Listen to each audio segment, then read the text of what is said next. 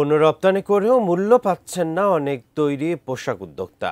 রপ্তানির বিপরীতে ফেরত আসেনি 20,000 কোটি টাকা। Buyer, buying house, shipping agent আর ফ্রেট ফরওয়ার্ডদের যোগসাজশে হচ্ছে এসব প্রতারণা। এভাবে রপ্তানি মূল্য দেশে না আসায় বন্ধ হয়ে গেছে অনেক কারখানা। গোলাম কাদের রবু রিপোর্ট। ডুকাটি অ্যাপারেলস গেল এপ্রিলে স্থলপথে ভারতে রপ্তানি করে প্রায় $4,27,000 তৈরি পোশাক কিনেছে ভারতের স্টাইল ভার্স লাইফস্টাইল। কোম্পানিটি ওই দেশে তাদের প্রতিনিধি ব্যাংকে রপ্তানিকারকের পাঠানো ডকুমেন্টস এন্ডোর্স না করেই যোগসাজশ করে মাল ডেলিভারি নেয়।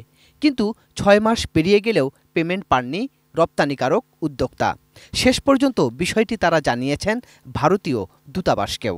ওরা মাল নেওয়ার আগে সম্পূর্ণভাবে ওরা কোয়ালিটি চেক করে ওদের ইন্সপেকশন পাস হওয়ার পরেই কিন্তু আমরা রপ্তানিটা করেছি। এটা টোটাল ভ্যালু ছিল প্রায় $4,26,836। এই মালটা তারা নেওয়ার পরে আমাদের পেমেন্ট টার্মস ছিল 70 ডেজ ডেফার্ড। কিন্তু আমরা কখনো বুঝতে পারি না যে এরা আসলে আমাদেরকে এভাবে প্রতারণা বা প্রতারিত করবে। মাল নেওয়ার মোটামুটি 15 দিন মতো পরে তারা আমাদেরকে একটা মেইল দেয় যে আমাদের এখানে এই মালের কোয়ালিটি তারা ভালো পাচ্ছে না, কোয়ালিটি খারাপ পাওয়া গেছে, তাদের ওখানে নাকি আলাদাভাবে ইন্সপেকশন করছে। কিন্তু আমাদের কিন্তু কোনো কন্ট্রাক্ট বা কোনো কিছুতে এরকমের লেখা নাই যে মাল তাদের ওয়্যার হাউসে যাওয়ার পরে আবার ইন্সপেকশন করবে পেমেন্ট উদ্ধার করার জন্য। প্রায় 1.5 মাস আমি ওখানে অবস্থান করি, বিভিন্নভাবে আমি চেষ্টা করেছি, কিন্তু মূলত আমি যেটা দেখলাম তারা মাল অধিকাংশ বিক্রি করে দিয়েছে এবং ম্যাক্সিমাম কার্টুন খোলা ভাঙ্গা এরকমের অবস্থা করে ফেলেছে। তারা আমাদেরকে মেইলে বলে যে আমরা মাল ফেরত দেবো, কিন্তু আসলে তার কাছে মাল নাই, কিন্তু টাকাও তারা পেমেন্ট করতেছে না। আমি ভিতরে ঢুকে যখন দেখলাম যে মাল ওরা কিভাবে রিলিজ করছে, যখন ওদের ব্যাংকে আমি গেলাম, ব্যাংক বলতেছে they do not endorse the document. আপনি চিন্তা করেন যে আমরা যে ডকুমেন্টটা ব্যাংক টু ব্যাংক পাঠিয়েছি আমার পেমেন্টের জন্য, ওখান থেকে নিয়ম হচ্ছে যে ইন্ডিয়া কাস্টমস আমার পেমেন্ট ইনশোর করার জন্য তার ব্যাংকের ইন্ডোর্সমেন্ট চেক করবে। কিন্তু দেখা গেল যে আমার ডকুমেন্ট তাদের ব্যাংকেই পড়ে আছে, কিন্তু ইন্ডিয়ান কাস্টমস তাদেরকে মাল দিয়ে দিছে। শুধু ডুকাটি অ্যাপারেলসে নয়, সম্প্রতি এরকম প্রতারণায় রপ্তানির টাকা পাননি কে গার্মেন্টস লিমিটেড, মেলো ফ্যাশন, চট্টগ্রাম চেম্বারের সহসভাপতি এম মাহবুব চৌধুরীর প্রতিষ্ঠানও। অ্যারাউন্ড 20,000 কোটি টাকা আমরা টাকাটা ফেরত পাই নাই বাংলাদেশে। এটা খুব উদ্বেগজনক পর্যায়ে চলে যাচ্ছে। এই কিছুদিন পরে পরেই আমরা এই কমপ্লেনগুলো পাচ্ছি এবং এখানে এমন এক অসহায় অবস্থা, কারণ এই ইন্টারন্যাশনাল যে সিস্টেমে হয় আমরা যেভাবে প্রতারণার শিকার হচ্ছে সেটা হচ্ছে যে আমরা buyer, buying house, freight forwarders এবং শিপিং লাইন্স এরা সবাই মিলে কাজটা করছে। কিন্তু ছোটো ছোটো ফ্যাক্টরি তারা সমস্ত সময় একটা স্ট্রাগলিং থাকে, তারা কিছু কম্প্রোমাইজ করে ফেলে। এই কম্প্রোমাইজের সুযোগগুলো নিচ্ছে এই যে 4টা নেক্সাস বললাম। বাইং হাউস অ্যাসোসিয়েশন বলছে এরকম বিভিন্ন অভিযোগ তারা রপ্তানিকারকদের সাথে সালিশে বসে সমাধানের চেষ্টা করছেন।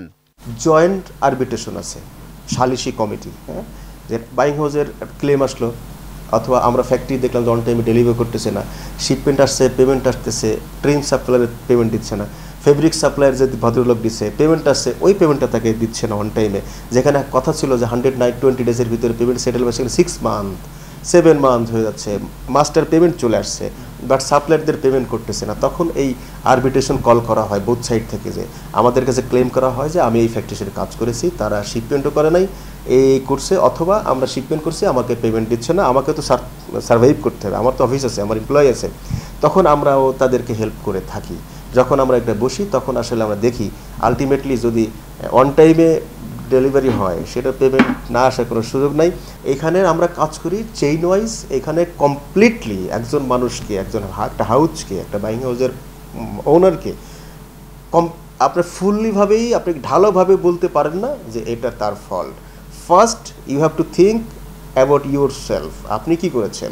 রোজকার সাধারণ খাবার এখন হবে অসাধারণ, প্রাণ স্বাদের মশলা, স্বাদ বাড়ায়, ঘ্রাণ ছড়ায়। আন্তর্জাতিক বাণিজ্যের ক্ষেত্রে যে ধরনের ট্রেড প্রোটোকলগুলো মেনে চলার কথা, সেই ট্রেড প্রোটোকলগুলো যথাযথভাবে মেনে চলার মাধ্যমে কেবলমাত্র এই ধরনের আর্থিক যে লেনদেনের ক্ষেত্রে অনিয়ম হচ্ছে বা টাকা আসছে না, প্রত্যাবাসিত হচ্ছে না, সেটা কমিয়ে আনা যায়।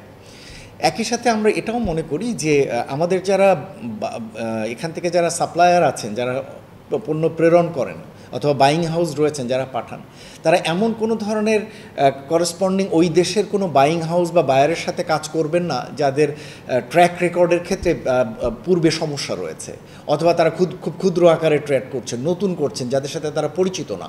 সুতরাং এই ধরনের বিষয়গুলো সম্পর্কেও আসলে লেনদেন হওয়া দরকার।